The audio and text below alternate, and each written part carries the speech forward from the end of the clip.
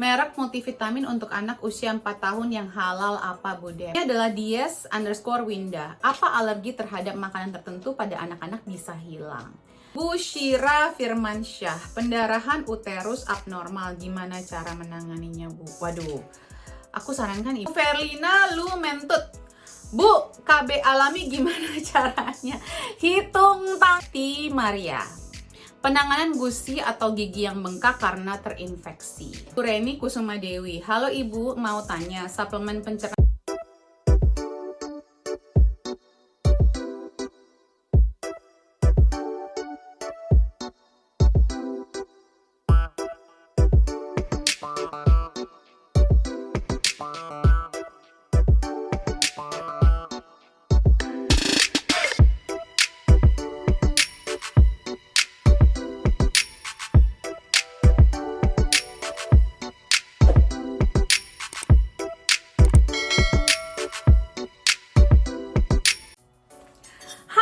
Kembali lagi bersama saya, Debbie Jean-Marie, your favorite naturopathic practitioner. Kumpas, salah. Segmennya adalah Tanya Sehat Debbie. Apa kabar teman-teman? Semoga semua dalam keadaan sehat walafiat, lahir dan batin. Nah, seperti biasa, saya akan hadir setiap weekend untuk menjawab pertanyaan-pertanyaan teman-teman yang teman-teman layangkan di Root of Life UK. Saya jawab di sini. Jadi, pastikan setiap weekend, hari Sabtu deh kalau nggak salah ya, Sabtu atau Minggu gitu, pastikan untuk stay tune. Begitu Root of Life buka nih pertanyaan, boleh tanya sama Ibu Debbie, nanti aku jawabnya di sini. Ini aku udah capek banget, udah seharian, mukanya udah capek nih ya. Tapi tetap aku ada utang ini dari minggu akhir Januari ini pertanyaannya. Sorry, aku baru ada waktu untuk menjawab. Oke, kita langsung aja teman-teman, kita jawab pertanyaannya. Ibu Tutsi, kalau tahi lalat yang sudah membesar terus muncul seperti anaknya di beberapa area lain, apakah harus diangkat? Nah, sebaiknya ini langsung ke dokter spesialis kulit untuk dicek. Biasanya kalau memang dicurigai apakah itu membesar terus atau menyebar, diambil spesimennya, diambil sedikit, lalu akan dibiopsi. Nah, teman-teman, aku juga orang yang punya tai lalat cukup banyak dan nambah setiap tahun. Itu memang secara genetik seperti itu.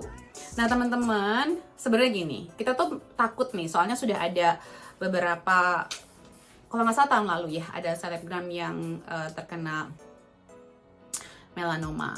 Nah, teman-teman tuh harus tahu ya bagaimana cara menjaga kesehatan tubuh kita agar kita terjauh dari kanker, pola makan kita seperti apa, terus skincare yang kita taruh di muka kita itu seperti apa. Jangan main asal-asal aja, selebgram ini bilang ini memutihkan apa-apa.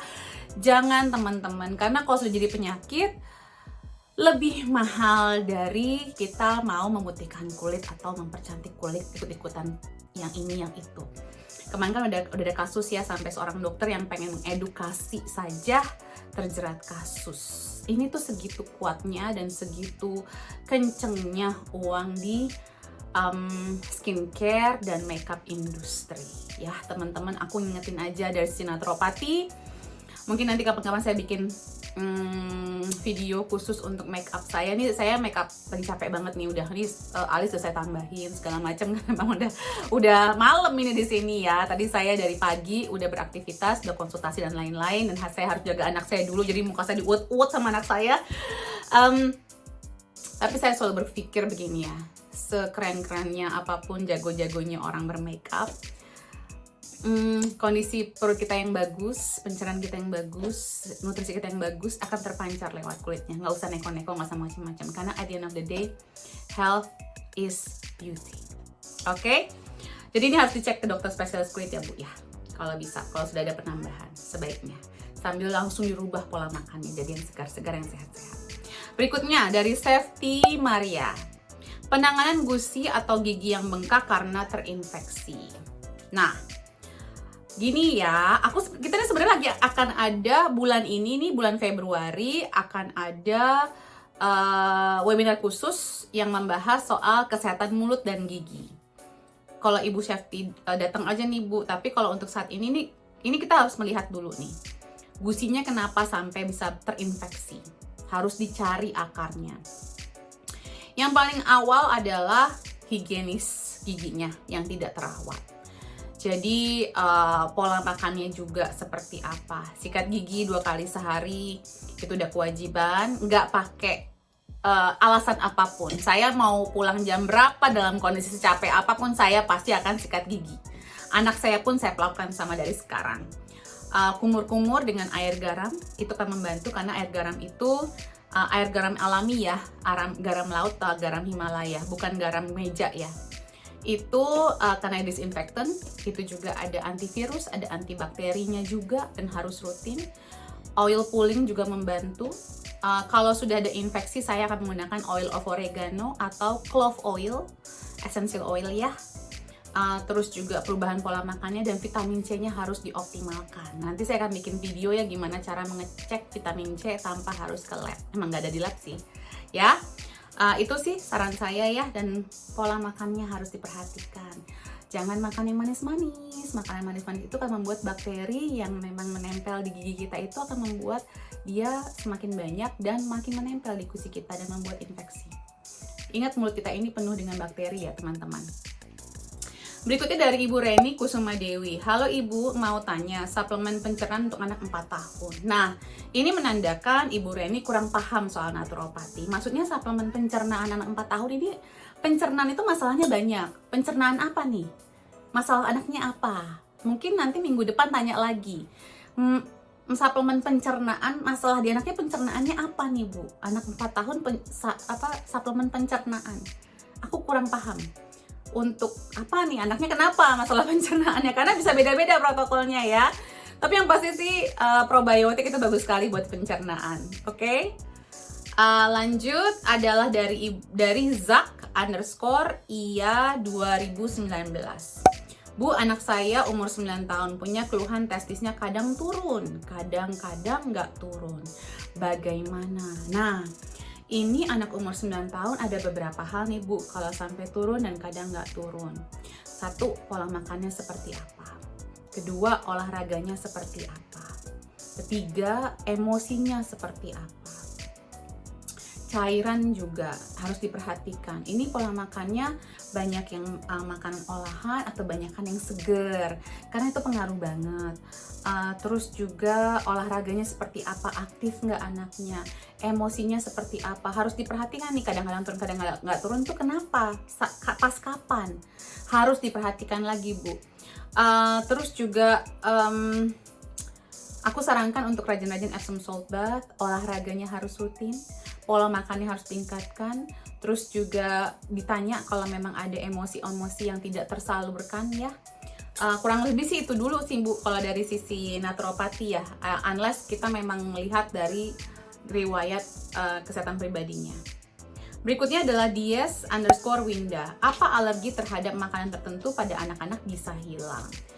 Alergi itu ada beberapa level ya, ada alergi, ada sensitivitas, ada intolerance. Mungkin kalau di Indonesia alerginya belum separah kalau orang di Eropa. Jadi kemungkinan masih bisa berubah banget kalau diperbaikin pencernaannya. Sensitivitas dan intolerance sebenarnya hilang itu tuh seperti apa sih gitu. Kalau buat saya sih tergantung, karena kan kalau sensitivitas sama intolerance itu bisa terjadi karena tidak kurangnya enzim. Nah, begitu enzimnya diperbaiki mungkin bisa hilang. Tetapi mungkin kalau hilang pun di kasus-kasus tertentu mungkin tidak setiap hari atau tidak terus-terusan dimakan itu lagi. Jadi harus diterapkan nih, diedukasikan kalau masyarakat itu wajib loh makan itu variasi, nggak nasi putih tiap hari, nggak sayur sop tiap hari, nggak sayur bayam tiap hari. Harus divariasikan agar enzim dalam pencernaannya juga bervariasi. Seperti itu ya, terutama pada anak-anak. Berikutnya Ibu Diana_Hena_Mak. Merek multivitamin untuk anak usia 4 tahun yang halal apa Bu Dep? Sepengetahuan saya sebagian besar multivitamin yang memang halal Bu gitu. Jadi kalau labelnya harus ada label halal agak tricky tuh. Kenapa? Karena memang kalau pembuatnya bukan dari negara muslim, dan kebanyakan memang bukan dari negara muslim, mereka tidak diwajibkan untuk meletakkan label halal. Tapi kebanyakan kalau yang yang multivitamin anak-anak pasti sih sepengetahuan saya itu liquid atau cair ya, jadi nggak pakai kapsul. Biasanya kapsulnya ini yang mengandung dari bovine atau gelatin itu sih. Jadi cari aja, harusnya sih aman, nggak pakai itu Bu, atau nggak ada campuran alkoholnya. Ya seperti Animal Parade itu oke. Terus juga Vitabiotics juga oke, Biocare juga oke Bu. Oke. Berikutnya dari Nyiluk, protokol naturopati untuk ibu hamil dong. Waduh, ini satu webinar Bu.